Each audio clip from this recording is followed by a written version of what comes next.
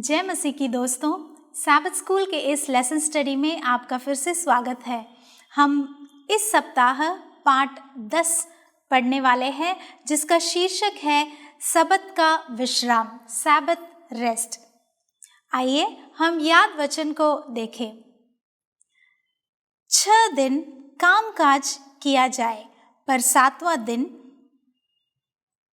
परम विश्राम का और पवित्र सभा का दिन है। उसमें किसी प्रकार का कामकाज न किया जाए। वह तुम्हारे सब घरों में यहोवा का विश्राम दिन ठहरे। हाँ मेरे प्यारे दोस्तों, ईसाई लोग जो क्रिश्चियंस हैं, अलग अलग किस्म के उनके सोच है। कोई किसी को लगता है, कोई मान लेते हैं कि जो 7वें दिन का सबत पालन है उसकी आवश्यकता हमें नहीं है। तो कुछ ईसाई लोग ऐसे कहते हैं कि यीशु ने रविवार को सबत दिन का पालन करने कहा है। तो कोई ऐसे कुछ लोग होते हैं जो कहते हैं कि यीशु ने सबत से हमें छुटकारा ही दिला दिया, तो उसका पालन करना आवश्यकता उसकी नहीं है।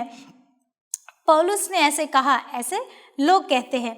और वह ऐसा भी कहते हैं कि जो नए नियम के समय में चर्च के अगुओं ने रविवार को 7वें दिन सबत की जगह पर स्थापित किया है, चेंज कर दिया है, ऐसे वह कहते हैं।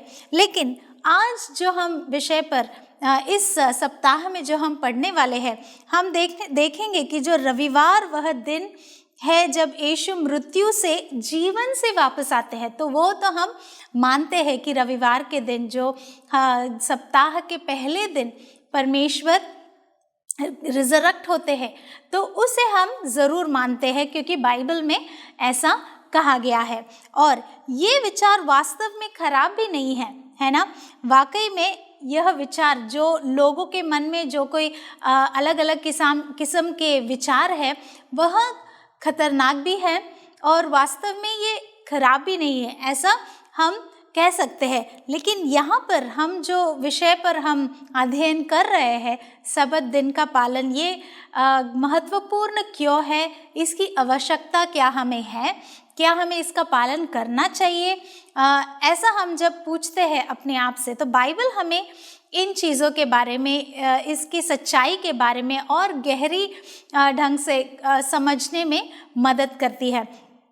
तो हमें एक उदाहरण है कि यह विचार है कि यीशु हमारा सबत विश्राम है। तो कोई कहते हैं कि यीशु ही हमारे सबत विश्राम है, तो हमें सबत दिन की पालन करने की कोई ज़रूरत नहीं है। इसलिए 7वें दिन या किसी भी दिन आराम विश्राम करने की आवश्यकता नहीं है।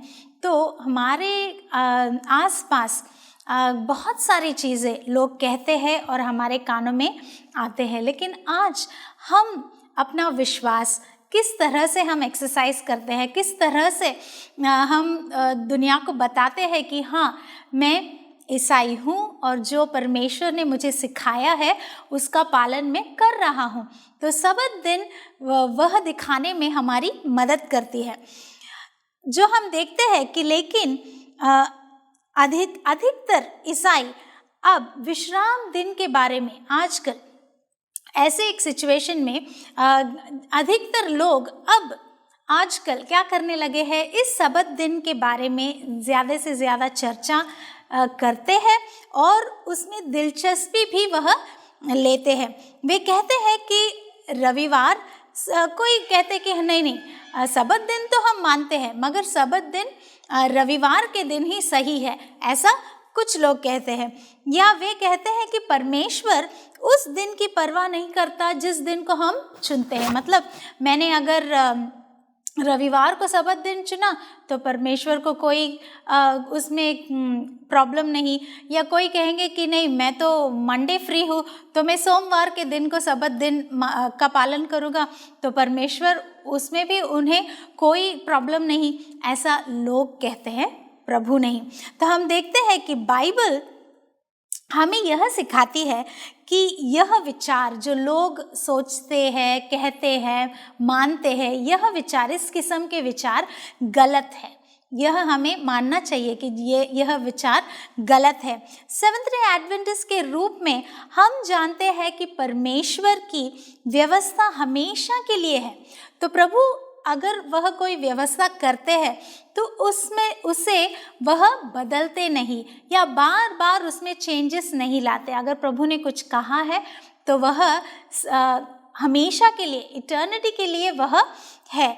तो हम यहाँ पर इस सप्ताह विश्राम पर अधिक ध्यान देंगे और जो परमेश्वर ने हमें सब्त की आज्ञा में दिया है उसके बारे में हम अधिक जानना चाहेंगे और अधिक से अधिक हम उसकी महत्वपूर्णता, उसकी आवश्यकता के बारे में हम जानेंगे कि यह विश्राम हमारे जीवन के लिए कितना महत्वपूर्ण है, कितना आवश्यक है।